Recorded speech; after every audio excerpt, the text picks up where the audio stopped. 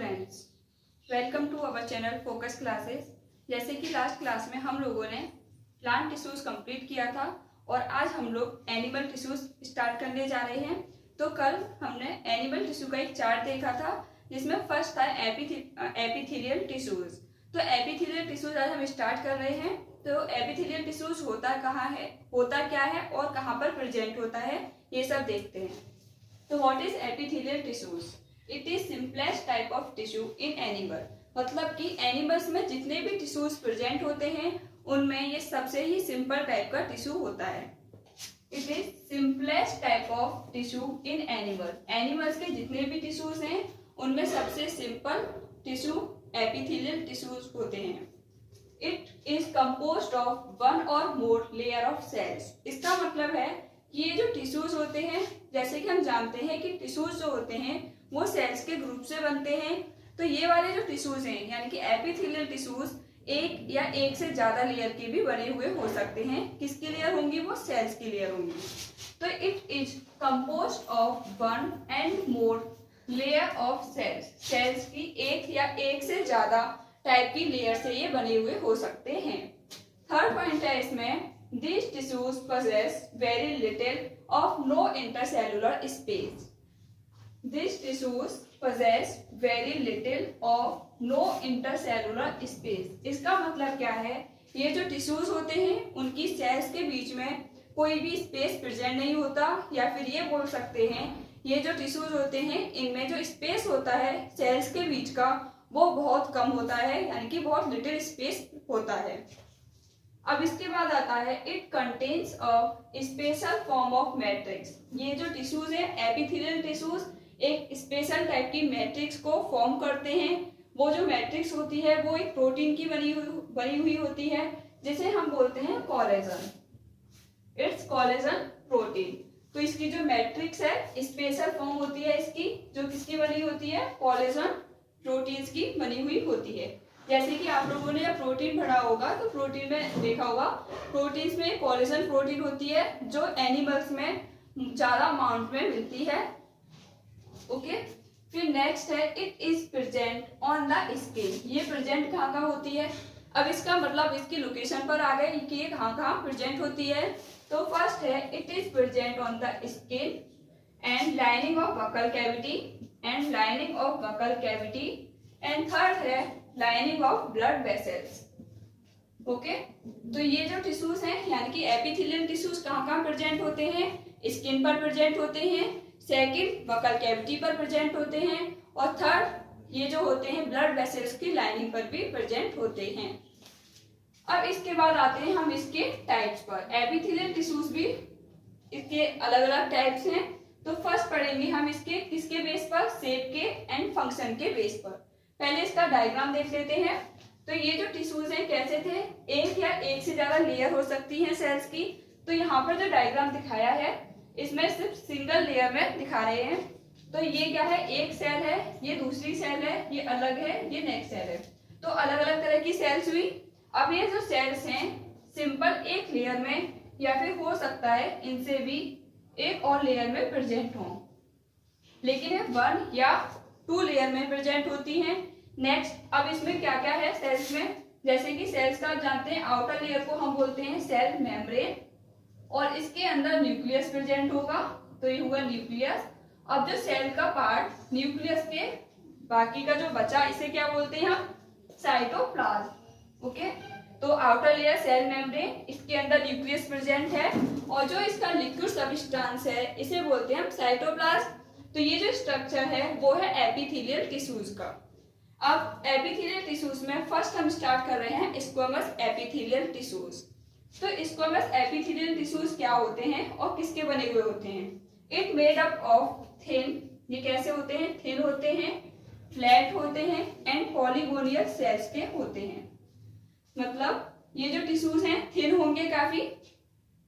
अगर हम इस वाले को देख रहे हैं, अगर इसमें हम सेकंड लेयर को रिमूव कर दें, ओके, तो इसकी जो सेल्स होंगी वो थिन होंगी और फ्लैट होंगी, स्ट्रेट यानी कि सेकंड पॉलीगोनियल सेल्स की बनी हुई होंगी, एंड इरेगुलर बाउंड्रीज प्रेजेंट होंगी विच फ्लैट टुगेदर, जो क्या करेंगी? एक दूसरे को साथ में फ्लैट करने का काम करेंगी। नेक्स्ट पॉइंट आता है इसमें, it is also known as pavement epithelium. इसको हम क्या बोलते हैं? Pavement epithelium. किसको? स्क्वैमस एपिथेलियम का सेकंड नाम क्या है? Pavement epithelium. अब नेक्स्ट है, squamous epithelium can be simple. ये जो एपिथेलियम होते हैं यानी कि ये जो टिश्यूज होते हैं, ये हो सकता है ये सिंपल हो, सिंपल यानी कि सिंगल लेयर में प्रेजेंट हो, और हो सकता है ये स्ट्रेटिफाइड भी हो सकते हैं। स्ट्रेटिफाइड का मतलब मल्टी लेयर में प्रेजेंट हो सकते हैं। तो अब जो स्क्वैमस एपिथेलियम है, इनको हम फर्दर 2 टाइप से क्लासिफाइड करते हैं, मतलब ये भी आगे चल के 2 जगह डिवाइडेड हैं। फर्स्ट है इसमें simple squamous epithelium and second है स्ट्रेटिफाइड स्क्वैमस एपिथेलियम। सिंपल का मतलब है जिसकी एक सिंगल लेयर में प्रेजेंट होगा, और स्ट्रेटिफाइड का मतलब है मल्टी लेयर में फॉर्म करेगा। तो फर्स्ट है simple squamous epithelium. Cells of this tissue, इस सेल्स की जो टिश्यूज होती हैं वो कैसी होती हैं? एक्सट्रीमली फ्लैट, ये फ्लैट होती हैं।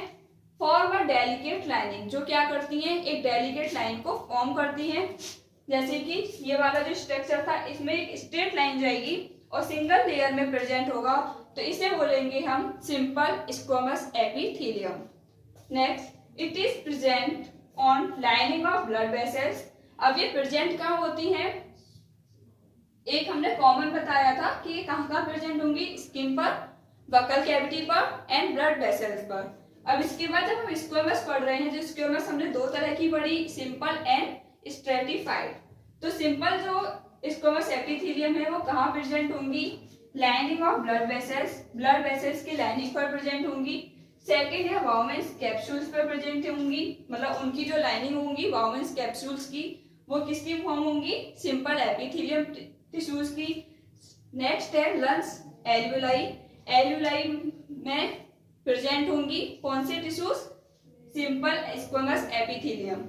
लंग्स, एल्वियोलाई एंड लिम्फ, ये क्यों प्रेजेंट होंगी यहाँ पे? क्योंकि यहाँ पे किसी ना किसी चीज का ट्रांसपोर्ट हो रहा होगा, तो उसको सिंगल लेयर की जरूरत होगी। अगर वहाँ सिंगल लेयर प्रेजेंट होगी, अब वहाँ स्पेस कम जा रहा होगा, तो वहाँ पे कोई भी चीज अच्छे से ट्रांसपोर्ट हो सकेगी, इसलिए ये यहाँ पर प्रेजेंट होगी सिंपल स्क्वैमस एपिथेलियम। नेक्स्ट है स्ट्रेटिफाइड स्क्वैमस एपिथेलियम। ये कहाँ होती है? Cells are arranged in many layer. जैसे कि सिंपल स्क्वैमस एपिथेलियम जो थी वो सिंगल लेयर में प्रेजेंट थी, तो स्ट्रेटिफाइड जो होंगी वो कहाँ प्रेजेंट होंगी? मैनी लेयर में प्रेजेंट होंगी। यहाँ पर एक से ज्यादा लेयर प्रेजेंट हो सकती है। It prevent wear and tear of the body parts, ये बॉडी पार्ट्स को वियर करेंगी। एंड नेक्स्ट पॉइंट है इसमें, it is present on skin. ये कहाँ प्रेजेंट होंगी? स्किन में प्रेजेंट होंगी, मतलब स्किन पर प्रेजेंट होंगी। एंड नेक्स्ट है लाइनिंग ऑफ माउथ, माउथ की लाइनिंग में भी यही वाले टिश्यूज प्रेजेंट होंगे। तो सिंपल कहाँ प्रेजेंट थी? Lining of blood vessels, Bowman's capsule, lungs alveoli and lymph, और मल्टी लेयर वाली कहाँ प्रेजेंट होंगे? ये स्किन पर और माउथ में प्रेजेंट होंगी। अब इसके बाद इसके फंक्शंस क्या हैं? तो नेक्स्ट है इसके फंक्शंस। एपिथेलियल टिश्यूज जो होते हैं उनके फंक्शंस क्या होते हैं? It form a selectively permeable surface. ये क्या फॉर्म करता है? Selectively permeable surface. इसका मतलब क्या होता है? ये कुछ सेलेक्टिव चीजों को ही ट्रांसपोर्ट करने में, या फिर उनको सरफेस, एक जैसे कि कोई सेल है, एक सेल से दूसरे सेल में ट्रांसपोर्ट करने में हेल्प करता है, through which filtration and exchange of gases occur. जैसे कि हमारी बॉडी में एक्सचेंज होता है गैसेस का, CO2 एंड ऑक्सीजन का ही हम लेते हैं। तो ऑक्सीजन को हम इनहेल करते हैं और CO2 को हम एक्सहेल करते हैं। तो ये जो गैसेस होती हैं उनका एक्सचेंज भी इसी टिश्यूज के अकॉर्डिंग होता है, इसके थ्रू होता है। It takes part in ultrafiltration, और ये कहाँ पर पार्ट वो करता है? अल्ट्रा फिल्ट्रेशन में भी हेल्प करता है। अब जैसे कि एक सिंपल स्क्वैमस एपिथेलियम को डायग्राम हम देखते हैं, तो इस तरह से सिंपल डायग्राम होगा जो अभी दिखाया था सिंगल लेयर में, जबकि जो स्ट्रेटिफाइड टिश्यूज हैं उसका जो डायग्राम होगा